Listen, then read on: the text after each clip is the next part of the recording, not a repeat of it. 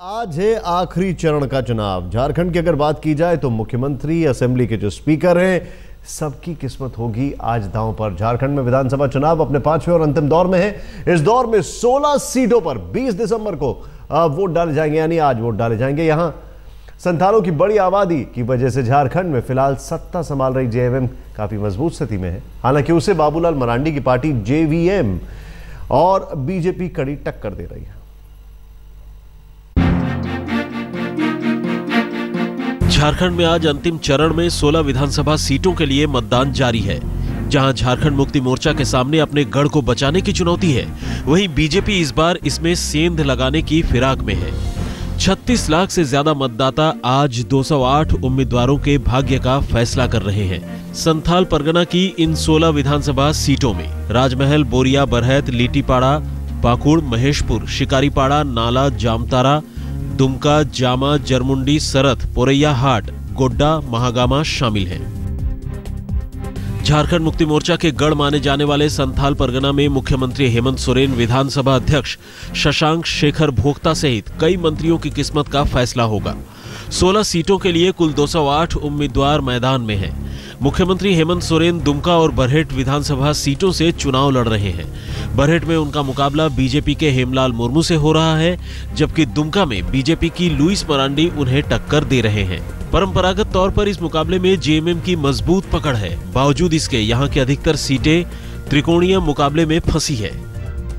इस चरण के 16 सीटों पर जेएमएम को बाबूलाल मरांडी की पार्टी झारखंड विकास मोर्चा और बीजेपी से कड़ी टक्कर मिल रही है। वैसे यह इलाका संथाल के परंपरागत वोटों की वजह से झारखंड मुक्ति मोर्चा का गढ़ माना जाता है। वैसे इस चरण के बाद यह तय हो जाएगा कि सत्ता की चाबी किस दल के पास होगी। अंतिम चरण में 16 सीटों के लिए 16 ही महिला उम्मीदवार चुनाव लड़ रही हैं। अंतिम चरण में 17,84,486 महिला मतदाता, जबकि 19,04,011 पुरुष मतदाता अपने मताधिकार का प्रयोग करेंगे। कुल मतदाताओं की संख्या 36,90,069 है।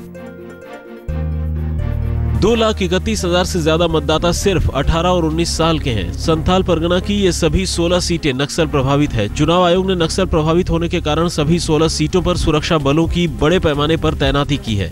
सभी सीटों पर मतदान सुबह 7 बजे शुरू होकर दोपहर 3 बजे खत्म हो जाएगा।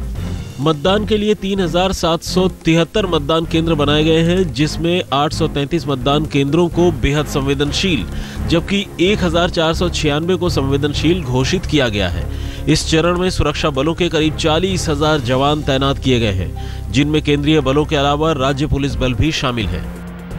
पर्याप्त सुरक्षा की व्यवस्था होगी। हर मतदान केंद्र पर केंद्रीय जो सुरक्षा बल हमें उपलब्ध किया गया है वो तैनात रहेंगे, या फिर जैप और हमारे जो डिस्ट्रिक्ट आर्म पुलिस के जवान होंगे। हर बूथ में सशस्त्र बल तैनात रहेगा।